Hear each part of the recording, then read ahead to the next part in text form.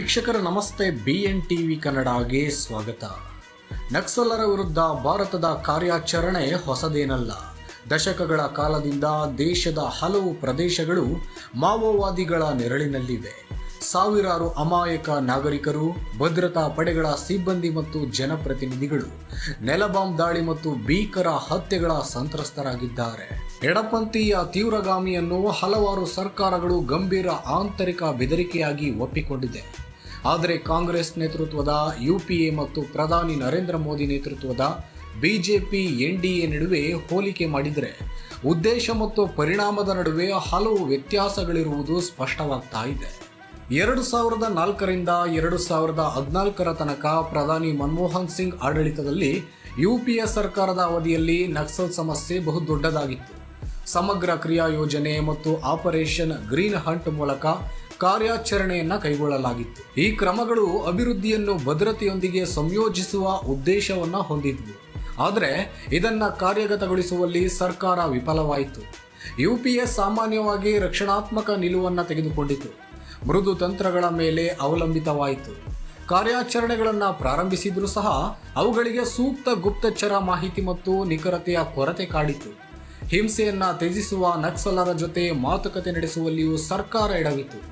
ಕೇಂದ್ರದ ಪಡೆಗಳು ಮತ್ತು ರಾಜ್ಯ ಘಟಕಗಳ ನಡುವೆ ಸಮನ್ವಯ ಅಸಮರ್ಪಕವಾಗಿತ್ತು.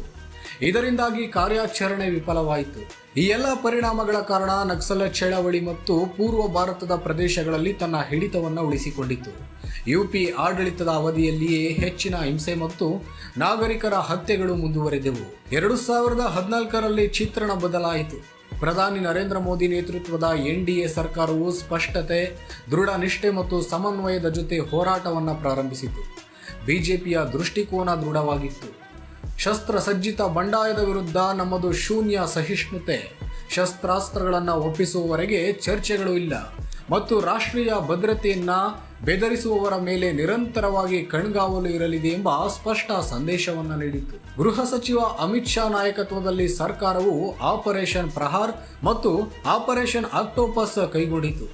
ಇದು ಅತ್ಯಂತ ಸಮನ್ವಯಯುತ ಮತ್ತು ಗುಪ್ತಚರ ಮಾಹಿತಿಗಳನ್ನು ಹೊಂದಿದ್ದ ಕಾರ್ಯಾಚರಣೆಗಳಾಗಿದ್ದವು.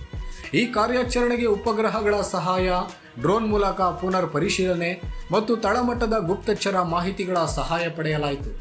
ಈ ಕಾರ್ಯಾಚರಣೆಗಳು ಪ್ರಮುಖ ಮಾವೋವಾದಿಗಳ ಅಡಗುತಾಣಗಳನ್ನು ನಾಗರಿಕರಿಗೆ ಹೆಚ್ಚಿನ ಹಾನಿಯಾಗದಂತೆ ನಾಶ ಮಾಡಲು ಸಹಾಯಕವಾದವು.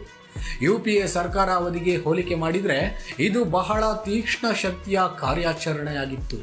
ಆದರೆ NDA ಸರ್ಕಾರದ ಕಾರ್ಯಾಚರಣೆ ಕೇವಲ ಬಂದೂಕಿನ ತಂತ್ರಗಾರಿಕೆಗೆ ಸೀಮಿತವಾಗಿರಲಿಲ್ಲ.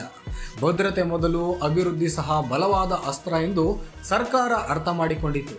ಒಂದು ಕಾಲದಲ್ಲಿ ಹೊರ ಜಗತ್ತಿಗೆ ಸಂಪರ್ಕ ಕಡಿದುಕೊಂಡು ನಕ್ಸಲರ ಅಡಗುತಾಣಗಳಾಗಿದ್ದ ಗ್ರಾಮಗಳು ಪ್ರಧಾನಮಂತ್ರಿ ಗ್ರಾಮ ಸಡಕ್ ಯೋಜನೆ ಮತ್ತು ಭಾರತ್ ಮಾಲಾ ಪರಿಯೋಜನಾ ಮೂಲಕ ಹೊರ ಜಗತ್ತಿನ ಸಂಪರ್ಕ ಪಡೆದುಕೊಂಡವು. ಇದು ಕಾನೂನು ಮತ್ತು ಶಾಂತಿ ಕಾಪಾಡಲು ಆಡಳಿತ ನಡೆಸಲು ಅನುಕೂಲ ಮಾಡಿಕೊಟ್ಟಿತು. ಸರ್ಕಾರದ ಪುನರ್ವಸತಿ ನೀತಿ ಸಹ ಸಹಕಾರಿಯಾಗಿತ್ತು. ನೂರಾರು ಮಾಜಿ ನಕ್ಸಲರು ಶರಣಾದರು. ವೃತ್ತಿಪರ ತರಬೇತಿ, ಆರ್ಥಿಕ ಪ್ರೋತ್ಸಾಹದ ಮೂಲಕ ಸಾಮಾನ್ಯ ಮತ್ತು ಗೌರವಯುತ ಬದುಕನ್ನು ಕಟ್ಟಿಕೊಂಡರು. ಇನ್ನು ಗೃಹ ಸಚಿವಾಲಯದ ಅಂಕಿಅಂಶಗಳ ಮಾಹಿತಿ ಪ್ರಕಾರ ನಕ್ಸಲ್ ದಾಳಿಗಳ ಪ್ರಕರಣಗಳ ಸಂಖ್ಯೆ 77% ಕಡಿಮೆಯಾಗಿದೆ ಎನ್ನಲಾಗಿದೆ. UPA ಅವಧಿಯಲ್ಲಿ ಅತಿ ಹೆಚ್ಚಾಗಿದ್ದ ಸಾಮಾನ್ಯ ಜನರು, ಭದ್ರತಾ ಪಡೆಗಳ ಸಿಬ್ಬಂದಿಗಳ ಸಾವಿನ ಸಂಖ್ಯೆ 85% ಕಡಿಮೆಯಾಗಿದೆ.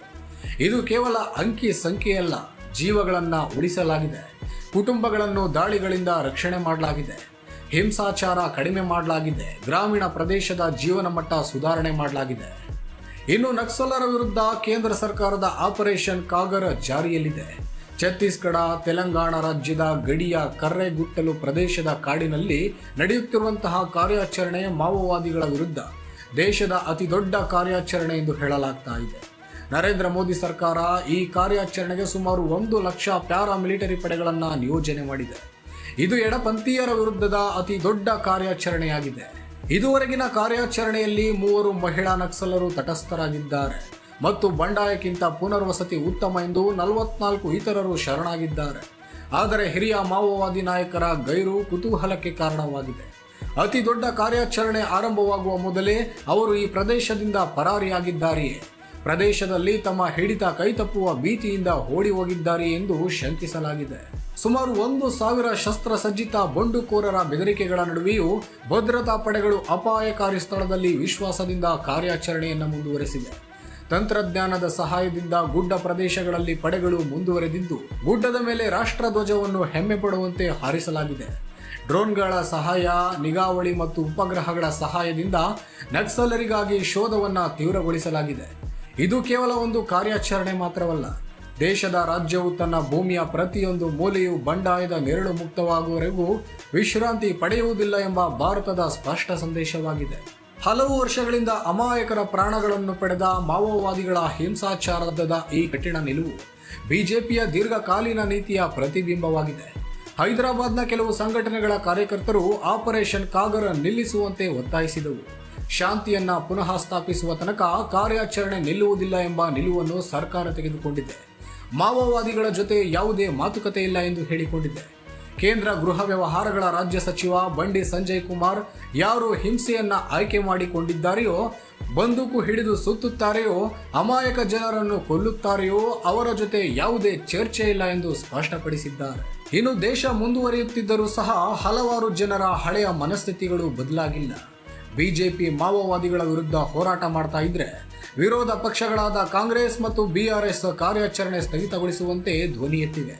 ತೆಲಂಗಾಣ ಮುಖ್ಯಮಂತ್ರಿ ರೇವಂತ್ ರೆಡ್ಡಿ ಮತ್ತು ಕೆಸಿಆರ್ ಪುತ್ರಿ ಕೆ ಕವಿತಾ ನಕ್ಸಲರ ಜೊತೆ ಮಾತುಕತೆ ನಡೆಸಬೇಕು ಎಂದು ಬಹಿರಂಗ ಸಲಹೆಯನ್ನ ನೀಡಿದ್ದಾರೆ. ಈಗಾಗಲೇ ಯುಪಿಎ ಆಡಳಿತದ ಅವಧಿಯಲ್ಲಿ ಈ ತಂತ್ರ ವಿಫಲ ಎಂಬುದು ಸಾಬೀತಾಗಿದೆ. ತೆಲಂಗಾಣದ ಕಾಂಗ್ರೆಸ್ ಸರ್ಕಾರ ಆಪರೇಷನ್ ಕಾಂಗರ್ ಆರಂಭಕ್ಕೂ ಮೊದಲು ಪ್ರಮುಖ ಮಾವೋವಾದಿ ನಾಯಕರು ಗಡಿಯನ್ನು ದಾಟಿ ಪರಾರಿಯಾಗಲು ಸಹಕಾರ ನೀಡಿದೆ ಎಂಬ ಆರೋಪವಿದೆ. ರಾಷ್ಟ್ರೀಯ ಅಭಿಯಾನಕ್ಕೆ ಬೆಂಬಲ ನೀಡುವ ಬದಲು ರಾಜಕೀಯ ತುಷ್ಟೀಕರಣಕ್ಕೆ ಪಕ್ಷಗಳು ಮುಂದಾಗಿವೆ. ಸಾಮಾಜಿಕ ನ್ಯಾಯ ಮತ್ತು ಸೈದ್ಧಾಂತಿಕ ಬೆಂಬಲದ ಹೆಸರಿನಲ್ಲಿ ಅವರಿಗೆ ರಕ್ಷಣೆಯನ್ನು ನೀಡಲಾಗಿದೆ. ಇನ್ನು ಕೇಂದ್ರ ಗೃಹ ವ್ಯವಹಾರಗಳ ರಾಜ್ಯ ಸಚಿವ ಬಂಡಿ ಸಂಜಯ್ ಕುಮಾರ್ ಸರಿಯಾಗಿಯೇ ಹೇಳಿದ್ದಾರೆ.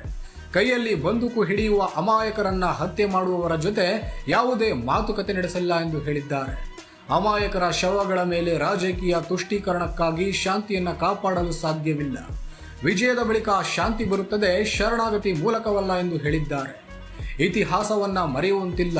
ತೆಲುಗು ರಾಜ್ಯಗಳು ಒಂದು ಕಾಲದಲ್ಲಿ ಮಾವೋವಾದಿಗಳ ಹಿಡಿತದಲ್ಲಿದ್ವು. ದಂಗೆಕೋರರ ಪೀಪಲ್ ವಾರ್ ಗ್ರೂಪ್ ರಾಜ್ಯದ ಪ್ರತಿ ಜಿಲ್ಲೆಯಲ್ಲಿಯೂ ತನ್ನ ಪ್ರಭಾವ ಹೊಂದಿತ್ತು. ಈ ಗುಂಪನ್ನು ರಾಜಕೀಯ ಶಕ್ತಿಯ ಮೂಲಕ ಮಣಿಸಲು ದಶಕಗಳ ಕಾಲ ಬೇಕಾಯಿತು. ತೆಲಂಗಾಣ ಕೆಂಪು ಕಾರಿಡಾರ್ ಆಗಲಿದೆ ಎಂಬ ಆತಂಕವನ್ನ ಹುಟ್ಟುಹಾಕಿತ್ತು. ಆ ಮಟ್ಟಿಗೆ ದಂಗೆಕೋರರು ಗುಂಪಿನ ಚಟುವಟಿಕೆಗಳು ರಾಜ್ಯದಲ್ಲಿ ಸಕ್ರಿಯವಾಗಿದ್ವು. 2021ರ ಹೊತ್ತಿಗೆ ನಕ್ಸಲ್ ಎನ್ಕೌಂಟರ್ಗಳು ಕಡಿಮೆಯಾದವು ಮತ್ತು 250 ಬಂಡುಕೋರರು ಒಂದೇ ವರ್ಷದಲ್ಲಿ ಶರಣಾದರು. ಈ ಬೆಳವಣಿಗೆ ಚುನಾವಣೆ ಪ್ರಜಾಪ್ರಭುತ್ವದ ಬಹುದೊಡ್ಡ ವಿಜಯವಾಯಿತು. ವ್ಯತ್ಯಾಸಗಳಂತೂ ಸ್ಪಷ್ಟ. ಯಾವಾಗ ಯುಪಿಎ ಹಿಂಜರಿಯಿತೋ ಎನ್ಡಿಎ ಕಾರ್ಯಾಚರಣೆ ಕೈಗೊಂಡಿತು. ಕಾಂಗ್ರೆಸ್ ಮತ್ತು ಬಿಆರ್ಎಸ್ ವಿಫಲಗೊಂಡ ತಂತ್ರಗಳನ್ನೇ ಬಯಸಿವೆ. ಬಿಜೆಪಿ ಹೊಸ ತಂತ್ರದ ಮೊರೆ ಹೋಗಿದೆ. 2026ಕ್ಕೆ ದೇಶ ಸಂಪೂರ್ಣ ಮುಕ್ತವಾಗಬೇಕು ಎಂಬುದು ಇಲ್ಲಿನ ಗುರಿಯಾಗಿದೆ.